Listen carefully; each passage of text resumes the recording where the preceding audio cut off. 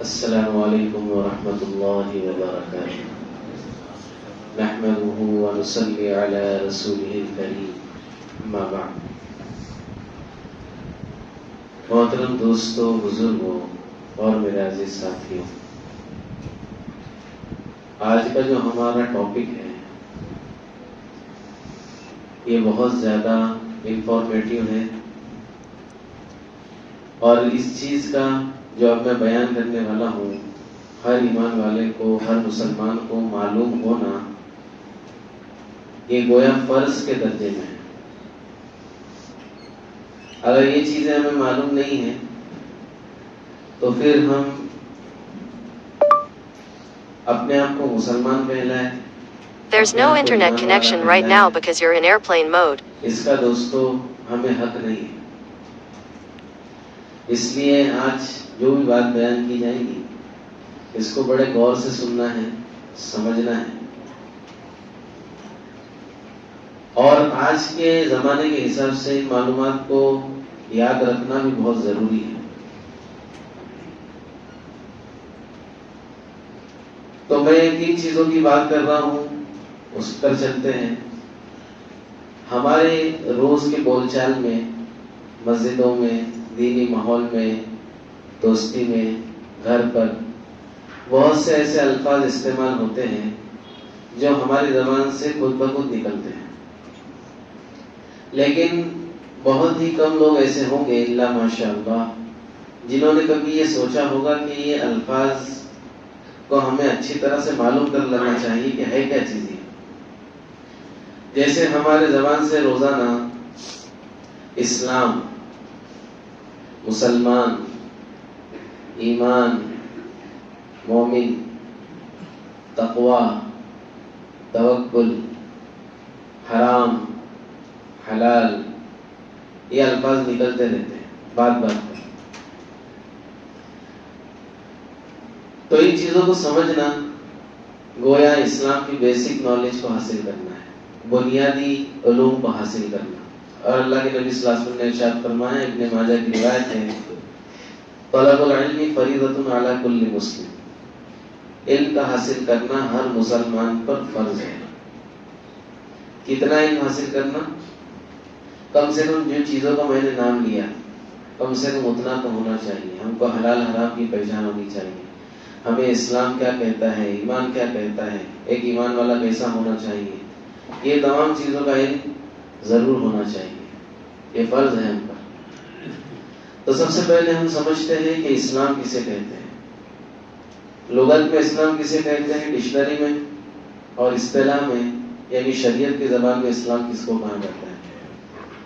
تو ڈکشنری کے اعتبار سے دیکھیں گے اسلام کس کو کہتے ہیں تو اس کے معنی ہے اپنے آپ کو کسی کے سپرد کرنا، کسی کے سامنے اپنے دل سے جھک جانا، تسلیم سے بنا ہے کہ بھائی میں نے آپ کی بات تسلیم کر لی، یعنی مان گیا۔ اس کو کہتے ہیں ڈکشنری کے اعتبار سے اسلام۔ اب اصطلاح کے اندر شریعت میں اسلام کس کو کہتے ہیں تو فرمایا ایک انسان کچھ چیزوں کو ظاہر کرتا ہے، اظہار کرتا ہے۔ اسلام دوستو یہ ظاہر ہونے والی چیز ہے، اسلام ظاہر ہونے والی چیز ہے۔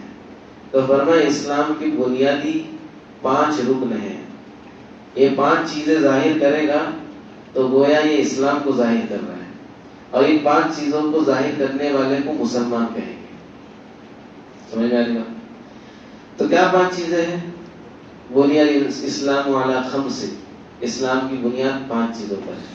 سب سے پہلے گواہی دیں کہ میں گواہی دیتا ہوں کہ اللہ کے سوا کوئی معبود نہیں، اللہ کے سوا کوئی معبود نہیں، یعنی اللہ کے سوا کوئی بھی اس لائق نہیں ہے کہ اس کی عبادت کی جائے۔ ایسا کوئی بھی نہیں ہے اللہ کے سوا جس کے سامنے جھکا جائے۔ صحابہ کرام نے اللہ کے نبی صلی اللہ علیہ وسلم سے عرض کیا، یہ قیصر کسریٰ والے اور یہ دوسرے بادشاہوں کے سامنے ان کی جو رعایا ہے یہ جھکتی ہے، سجدہ کرتے ہیں، تو کیا ہم بھی آپ کا سجدہ نہ کریں؟ اللہ کے نبی سے عرض کیا۔ جو صحابہ باہر جاتے تھے تو وہ دیکھتے تھے کہ ایسا ایسا ہوتا ہے. تو ایک ان کے لیے نئی بات تھی, ایک محبت کا اظہار. تو صحابہ کرام نے کہا کہ کیا ہم آپ کا سجدہ نہ کریں؟ تو اللہ کے نبی صلی اللہ علیہ وسلم نے ارشاد فرمایا کہ اللہ کے سوا کسی کا سجدہ کرنا یہ جائز نہیں ہے. اگر کسی کو کسی کے لیے سجدہ کرنا ہوتا اللہ کے علاوہ تو میں یہ بیوی کو حکم دیتا کہ وہ شوہر کا سجدہ کرے. اتنے حقوق ہیں شوہر کے بیوی کے اوپر, اسی طرح بیوی کے بھی حقوق ہیں شوہر پر. لیکن میں اگر سجدہ کرنے کا کسی کو حکم دیتا اللہ کے علاوہ تو بیوی کو دیتا, لیکن سجدہ کرنا یہ اللہ کے علاوہ کسی کے سامنے جائز نہیں. اور اللہ کے نبی صلی اللہ علیہ وسلم نے ایک حدیث میں یہ بھی ارشاد فرمایا کہ میرے اس دنیا سے چلے جانے کے بعد میری قبر کو سجدہ مت کرنا, نہ میری حیاتی میں کرنا اور نہ میرے جانے کے بعد کرنا. تو جب اللہ کے نبی کو سجدہ کرنا منع ہے تو پھر اس کے علاوہ کو تو کوئی سوال ہی پیدا نہیں ہوتا. تو معلوم ہوا اس بات کی گواہی دینا کہ اللہ کے سوا کوئی عبادت کے لائق نہیں ہے, یہ ہے سب سے پہلی چیز, وہ بھی آدھی. دوسرا حصہ یہ ہے کہ گواہی دینا کہ محمد صلی اللہ علیہ وسلم اللہ کے بندے اور رسول ہیں. محمد صلی اللہ علیہ وسلم اللہ کے بندے اور رسول ہیں. اب یہ 5 چیزوں میں سے ایک چیز مکمل ہوئی. رسول ہے کا مطلب یہ ہے کہ ہم کو یہ دل سے ماننا ہوگا کہ ہماری جتنی خیر کی چیزیں ہیں وہ اللہ کے نبی صلی اللہ علیہ وسلم نے اللہ کی طرف سے ہم تک پہنچائی ہے. رسالت کیسے کہتے ہیں جس کو, اللہ کے نبی صلی اللہ علیہ وسلم میسنجر ہیں, اللہ کے پیغامات ہم تک پہنچائے ہیں. تو یہ پہلی چیز, یہ ہے اسلام کی بنیادوں میں سے ایک بنیاد. اگر آپ سے کوئی پوچھے کہ اسلام کیا ہے تو یہی بتانا ہے. آج ایسا ماحول ہو گیا ہے کہ آپ کو کوئی بھی کچھ بھی پوچھ سکتا ہے, اور اگر آپ کو اسلام کی پتہ نہیں ہے کہ اسلام کیا ہے, جس کو میں اپنے آپ کو مسلمان کہتا ہوں, تو بعض لوگوں کو بڑی ذلت اٹھانا پڑتی ہے اس کی وجہ سے کہ مسلمان ہے پیدائشی, 50-60 سال عمر ہو گئی, لیکن یہی نہیں پتا کہ اسلام کس کو کہتے ہیں. تو پہلی بنیاد اقرار کرنا اللہ کی وحدانیت کا اور رسول کی رسالت کا. دوسری چیز نماز پڑھنا, یہ اسلام کا حصہ ہے, اسلام کی بنیاد ہے. تیسری چیز اللہ نے طاقت دی ہے, مال دیا ہے تو حج کرنا, اور سال بھر میں اگر صاحب نصاب ہے تو زکوٰۃ ادا کرنا, اور آخری چیز سال بھر میں مہینے بھر کے رمضان کے روزے رکھنا. یہ ہو گیا ظاہری اسلام.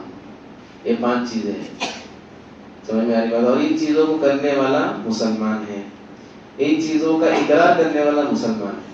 اب اس میں بھی 2 گروپ ہو جاتے ہیں. ایک تو آدمی اقرار کرتا ہے ان تمام چیزوں کا, نماز کا اقرار کرتا ہے کہ یہ بنیادی چیز ہے, اسلام کا رکن ہے, لیکن نماز پڑھتا نہیں ہے. تو کیا وہ مسلمان ہے؟ تو فرمایا مسلمان ہے جب تک کہ وہ نماز کا انکار نہ کرے.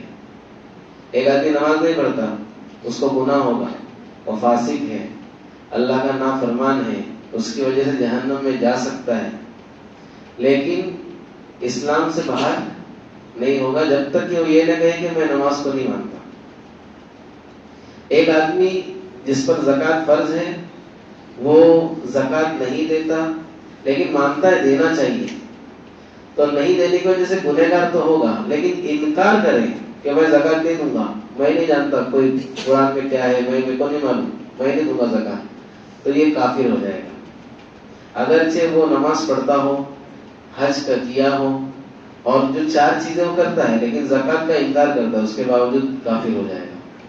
5 میں سے کسی ایک چیز کا بھی وہ انکار کرے, میں نہیں مانتا, روزہ میں کوئی لینا دینا نہیں روزے سے, میں نہیں مانتا روزہ فرض ہے, نعوذ باللہ, تو وہ کافر ہو جائے گا. تو سمجھ میں آ گیا اسلام کیا ہے. یہ 5 چیزوں کا اقرار کرنا اسلام ہے. اگر اس کا کوئی انکار کر دے تو وہ دائرے اسلام سے باہر ہے. سمجھ میں آئے گا. تو اس کا اقرار بھی کرنا ہے اور اس کو دل سے مان کر عمل بھی کرنا ہے, تو وہ ہو گیا مسلمان. وہ کیا ہو گیا؟ مسلمان. تو پتا چلا بھائی آج مسلمان کس کو کہتے ہیں, یہ چیز. اب دوستو دوسری چیز ہے وہ ایمان ہے. اسلام اور ایمان یہ دونوں چیزوں میں فرق ہے, ہم دونوں چیزوں کو ملا دیتے ہیں. ایمان جو ہے یہ دل کی کیفیت کا نام ہے. اسلام تو ظاہر ہونے والی چیز ہے، ایمان دل کی کیفیت کا نام ہے. یعنی دل کے یقین کو ایمان کہتے ہیں. اب کتنی چیزوں کا یقین لینا ہے وہ میں بتاتا ہوں. ایک تو ہے ایمان مجمل، یعنی شارٹ فارم میں ایمان کو سمجھے ہم، جس کے الفاظ ہیں آمنت باللہ کما ہوا باسمائہ وصفاتہ وقبلت جمیع احکامہ. اس کو ایمان مجمل کہتے ہیں، شارٹ فارم میں ایمان. کہ میں ایمان لایا اللہ پر، اس کی ذات اور صفات پر. اللہ کی ذات پہ ایمان لانا یعنی اللہ کی ذات کو دل سے یقینی طور پر ماننا کہ اللہ ہے، میرا رب ہے، یقینی طور پر. اور اس کی صفات کو بھی ماننا کہ اللہ ایک ہے، اللہ ایک ہے. اگر ہم نے اللہ کے ساتھ کسی کو شریک کر دیا تو ایمان نہیں ہے، وہ شرک ہو جائے گا. اللہ کے ساتھ کسی کو شریک نہیں کرنا. تو اس کی ذات اور صفات کے ساتھ ہم نے اللہ پر ایمان لایا، یقین کیا، اور اس کی جتنے بھی احکامات ہیں یعنی حکم ہیں جو خالق اپنے بندے سے چاہتا ہے، ان تمام چیزوں کو دل سے تسلیم کر لیا. اس کا نام ایمان ہے. یہ شارٹ فارم میں ہوا. فل فارم میں دیکھیں گے ایمان کو تو وہ ہے ایمان مفصل کہیں گے اس کو، تفصیل کے ساتھ بیان کیا جانے والا. آمنت باللہ کما آمنت باللہ وملائکتہ وکتبہ ورسلہ والیوم الآخر والقدر خیرہ وشرہ من اللہ تعالی. کہ اللہ پر ایمان لانا وہی جیسے ذات اور صفات کے ساتھ. فرشتوں پر ایمان لانا، اللہ رب العزت نے ہماری روزی فرشتوں کے ذمے کی ہے کہ فلاں کو اتنی روزی دینی ہے. فرشتوں کے ذمے ہماری موت بھی ہے کہ فلاں فرشتہ ایک دن آئے گا، ہمارے سامنے کھڑا ہوگا اور بولے گا چلو. اس پر ایمان لانا. ہمارے دونوں طرف فرشتے بیٹھے ہوئے ہیں، ہمارے اعمال کو لکھ رہے ہیں. یہ سب دل کی کیفیت کا ہونا ضروری ہے، دل میں اس کا یقین ہونا ضروری ہے. اس کو ایمان کہیں گے. اور یہ ایمان پھر ہم کو بچائے گا اللہ کی نافرمانی. ہمیں پتہ ہے کہ فرشتے بیٹھے ہوئے لکھ رہے ہیں تو ہم گناہ کریں گے، اس کا یقین. تو فرشتوں پر ایمان، ملائکتی وکتبی، اللہ کی کتابوں پر ایمان. جتنی کتابیں نازل ہوئی ہیں اس دنیا کے اندر، 4 کتابیں نازل ہوئی، تورات، زبور، انجیل، قرآن. اور صحیفے 100 سے زیادہ نازل ہوئے ہیں جو نبیوں کو دیے جاتے تھے رہنمائی کے لیے. تو جتنی چیزیں اللہ کی طرف سے نازل ہوئی ہیں ہم اس پر ایمان رکھتے ہیں. ہم اس پر کیا رکھتے ہیں؟ ایمان رکھتے ہیں. تو اللہ کی کتابوں پر ایمان، اگرچہ پچھلی کتابوں پر عمل کرنا ہمارے لیے ضروری نہیں ہے. ہمارے لیے تو عمل کی کتاب قرآن ہے، کیونکہ پچھلی کتابوں میں تحریفات بھی ہوئی ہیں، چینجز ہوئے ہیں، اور بہت ساری چیزیں منسوخ ہو گئی ہیں، یعنی انویلڈ ہو گئی ہیں، ایکسپائر ہو گئی ہے ہمارے لیے. لیکن ایمان ہمارا ان کتابوں پر ہے کہ جو اللہ نے اس وقت کے لیے نازل کیا تھا وہ برحق تھا، لیکن ہمارے لیے اللہ رب العزت نے جو شریعت دی ہے عمل ہمارا اسی پر ہوگا. ورسولی، جتنے رسول اس دنیا میں آئے ہیں، میں نے بتایا تھا کوئی فکس ان کی یہ نہیں ہے، نمبر نہیں ہے کہ 1,24,000 آئے تھے یا 1,25,000. ہم یہ کہہ سکتے کم و بیش 1.25 لاکھ انبیاء کرام آئے تھے. اس میں کمی بھی ہو سکتی، زیادتی بھی ہو سکتی. اللہ نے جب ہم کو نہیں بتایا کہ کتنے آئے تھے تو پھر ہم کون ہوتے اس کو بتانے والے. بہرحال کم و بیش اندازے سے 1,25,000 انبیاء کرام. ایک روایت میں 1,80,000 کا بھی ذکر ملتا ہے. تو بہرحال جتنے رسول ہیں ان پر ایمان لانا. ہم حضرت عیسیٰ کی شریعت کو فالو نہیں کریں گے. ہمارے حصے میں ہمارے محمد صلی اللہ علیہ وسلم آئے ہیں، ہم انہی کو فالو کریں گے. لیکن ایمان ہمارا حضرت عیسیٰ پر بھی ہے کہ اللہ رب العزت نے ان کو نبی بنا کر بھیجا تھا. حضرت موسیٰ، جتنے بھی انبیاء کرام ہیں ہم سب پر ایمان رکھتے ہیں. کتبہ ورسلہ والیوم الآخر. اسی طرح قیامت کے دن پر ایمان رکھنا. ہمارا حساب کتاب ہوگا، ہماری تمام چیزوں کی چھان بین ہوگی، اور پھر ہمارا جزا اور سزا ان کا فیصلہ ہوگا. ہم جو کہتے ہیں مالک یوم الدین، کہ قیامت کے دن کا مالک ہے، وہ مالک اس دن ہمارا اور تمام لوگوں کا، تمام مخلوقات کا حساب کرے گا. اس پر ایمان لانا.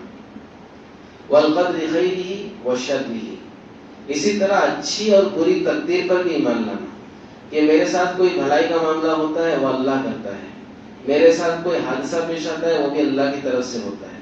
اس کا بھی ایمان ہونا ضروری. والقدر خیرہ وشرہ من اللہ تعالی، اللہ کی طرف سے. والبعث بعد الموت. اسی طرح مرنے کے بعد ہم سب دوبارہ اٹھائے جائیں گے. بعث کہتے ہیں اٹھائے جانے کو, بعد الموت موت کے بعد. تو یہ ہو گئی چیزیں, اس کو کہیں گے ہم ایمان. اس کو کیا کہیں گے؟ ان چیزوں پر یقین کرنے کو. اچھا, ایمان جو ہے کہتے ہیں یہ بغیر دیکھے ماننے کو. ہم نے فرشتے کو, پچھلی کتابوں کو, پورے رسولوں کو نہیں دیکھا. اچھی بری تقدیر جو ہے ہمارے ساتھ جب معاملہ ہو جاتا ہے جب ہم کو پتہ چلتا ہے. اسی طرح آخرت کے دن کو ہم نے نہیں دیکھا. بہت ساری چیزیں ہیں جس کا تعلق ہمارے یقین سے ہے. تو یقین کس کا؟ اللہ کی باتوں کا. کس کے بھروسے پر؟ رسول کے بھروسے پر. اس کا نام ایمان ہے. محمد صلی اللہ علیہ وسلم کے اعتماد پر اللہ کی باتوں کو یقینی طور پر مان لینے کا نام ایمان ہے. تو آج سمجھ میں آ گیا بھائی ایمان کس کو کہتے ہیں؟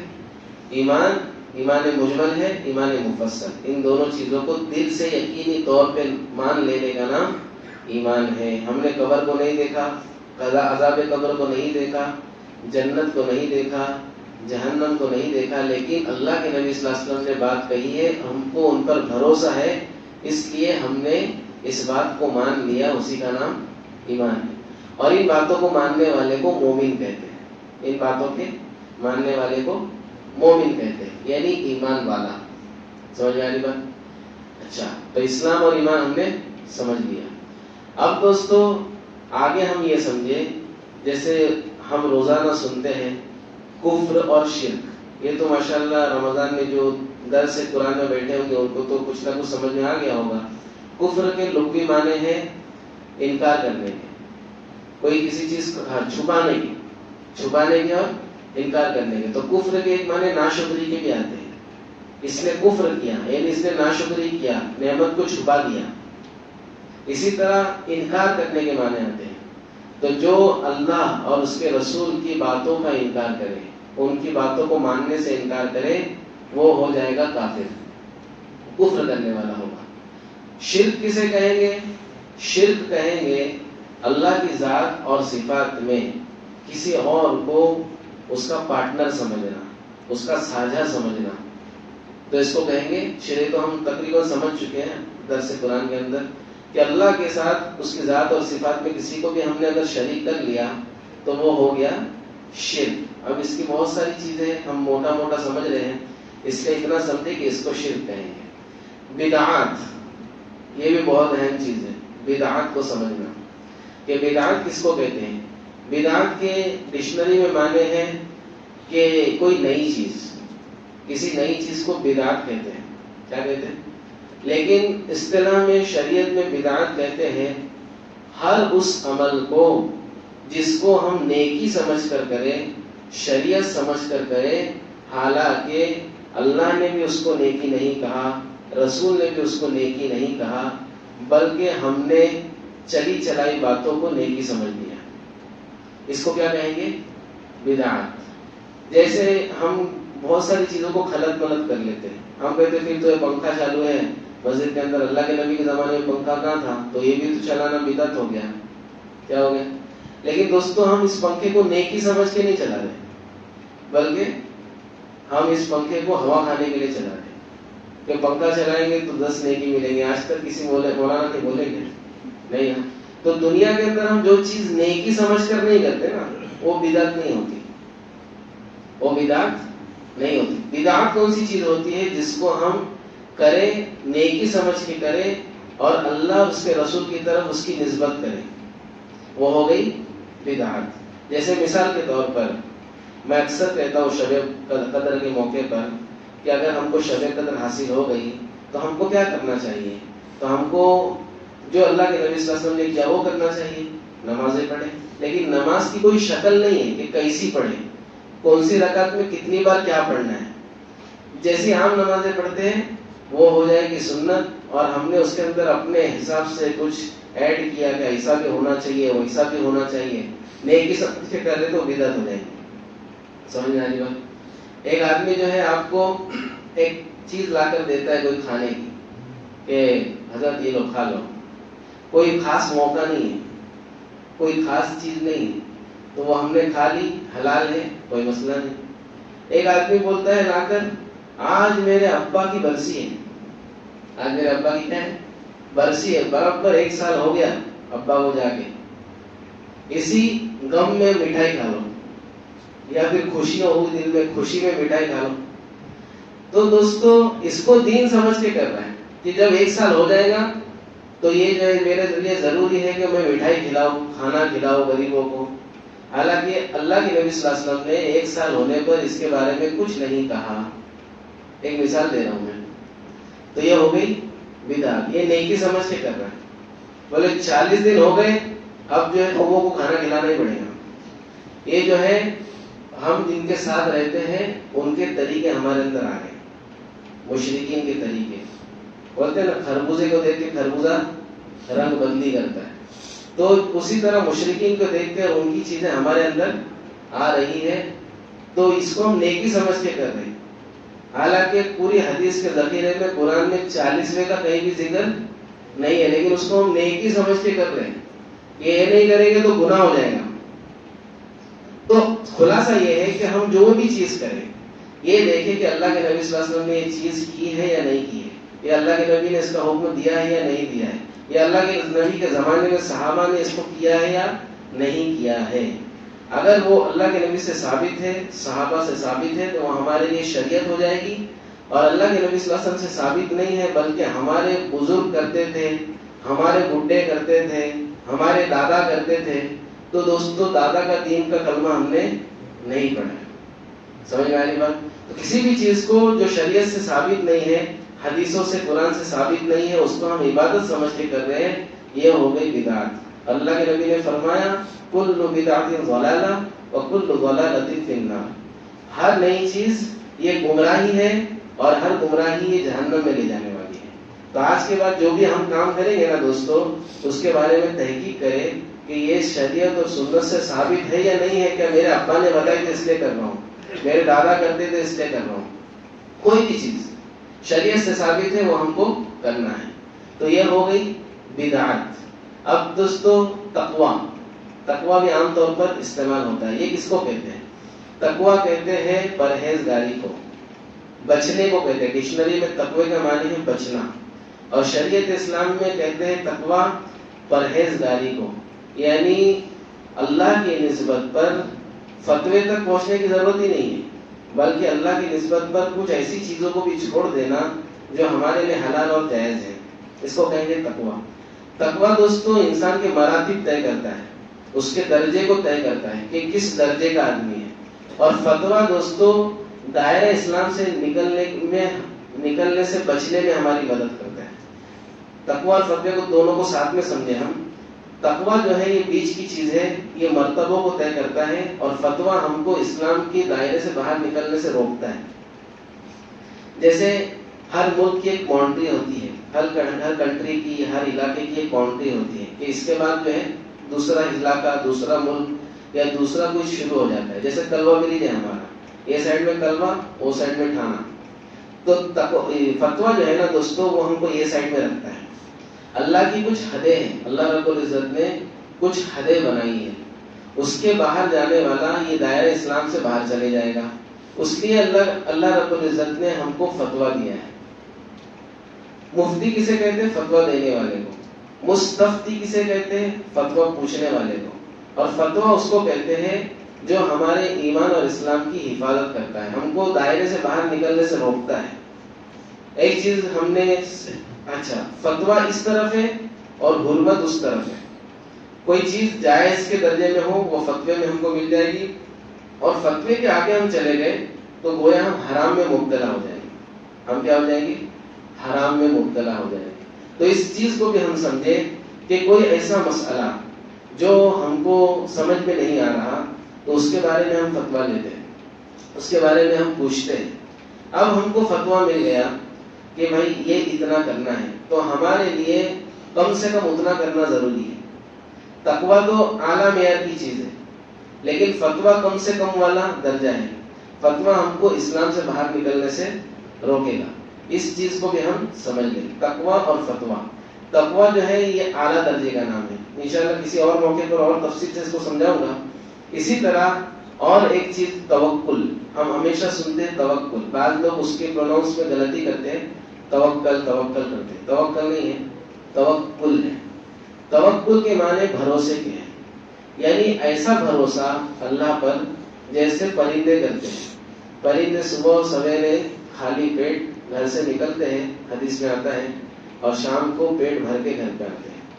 تو توکل کا معنی ہے اللہ رب العزت پر اتنا بھروسہ ہو جتنا ہم اپنی ذات پہ بھی نہ کرتے ہو, کسی پہ اتنا بھروسہ نہ کرتے ہو, اس کو توکل کہتے ہیں. اور اللہ رب العزت کا وعدہ ہے وَمَن يَتَوَكَّلْ عَلَى اللَّهِ فَهُوَ حَسْبُهُ, جو اللہ پر بھروسہ کرتا ہے, اور انتہائی درجے کا بھروسہ جس کو کہتے ہیں, انتہائی درجے کا بھروسہ, اپنی ذات سے بھی زیادہ کسی پہ بھروسہ کرے.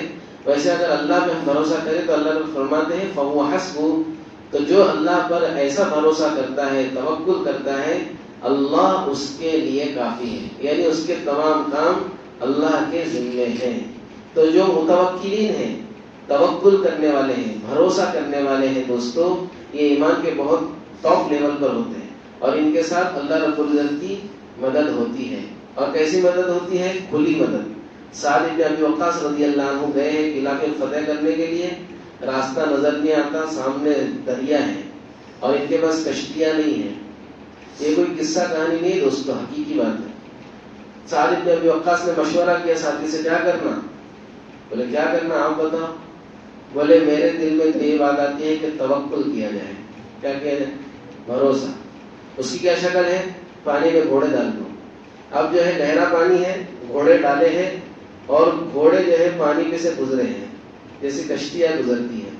ایسے کئی واقعات ہیں صحابہ کے, صحیح حدیث سے ثابت. ایک صحابی جنگل میں بھٹک گئے تو ان کے سامنے شیر آ گیا. کیا آ گیا؟ شیر آ گیا. تو شیر آیا تو اس کا کان پکڑ لیے. بولے میں اللہ کے رسول کا قاصد ہوں, اللہ کے رسول کے, اللہ کے دین کی نسبت پہ آیا ہوں, چل راستہ بتا. شیر جو ہے پلٹا اور دم ہلایا, گویا اشارہ دیا کہ چلو پیچھے میرے, اور جا کر کے برابر راستہ ان کو بتایا کہ وہیں ادھر آپ کو جانا ہے. تو ایسے کئی واقعات ہیں, صحابہ کے کہنے پر جنگلات خالی کر دیے جانوروں نے. تو دوستو توکل یہ اعلیٰ اور ٹاپ درجے کا ایمان صحابہ کے پاس تھا, اور آج بھی جس کے پاس ویسا ایمان ہوگا تو وہ کھلی آنکھوں مدد دیکھے گا, کھلی آنکھوں سے اللہ کی مدد اس کے لیے آئے گی. اس لیے توکل پر محنت کرنا, ایمان کو بڑھانے کی محنت کرنا. ایمان ایسی چیز ہے دوستو جو محنت کرنے سے بڑھتا ہے, اور محنت کے چھوٹنے سے آٹومیٹک نیچے جاتا ہے اس کا گراف, تو اوپر نیچے ہوتے رہتا ہے ایمان. جیسے کہا تھا نا وہ حضرت حنظلہ کو کہ حنظلہ کبھی کبھی کیفیت ہوتی ہے, ویسے ہماری بھی کیفیت اوپر نیچے ہوتے رہتی ہے, لیکن سمجھدار انسان وہ ہے جو اپنی کیفیت کو ہمیشہ اوپر رکھنے کی کوشش کرے. تو اس کو کوشش کرنے کا مطلب یہ ہے کہ اللہ کی مخلوقات میں غور کرنا, اللہ کو پہچاننا, اور اللہ کی نسبت پر دعوت دینا. جب جو جتنا اللہ کی نسبت پر بولے گا کہ اللہ سے ہوتا, اللہ نفع دیتے ہیں, اللہ نقصان کرتے ہیں, یہ جتنا آدمی بولے گا اس کے ایمان کا اتنا لیول اوپر رہے گا. سمجھ میں آ رہی بات؟ تو یہ تمام چیزیں تھی. اس کے علاوہ بھی انشاءاللہ کچھ چیزیں رہیں گی تو آ جائیں گی کل, اور پھر کل انشاءاللہ عید کے احکامات ملیں گے. اللہ رب العزت ہم سب کو بہن سننے کا رحمت کرتا ہوں. السلام علیکم.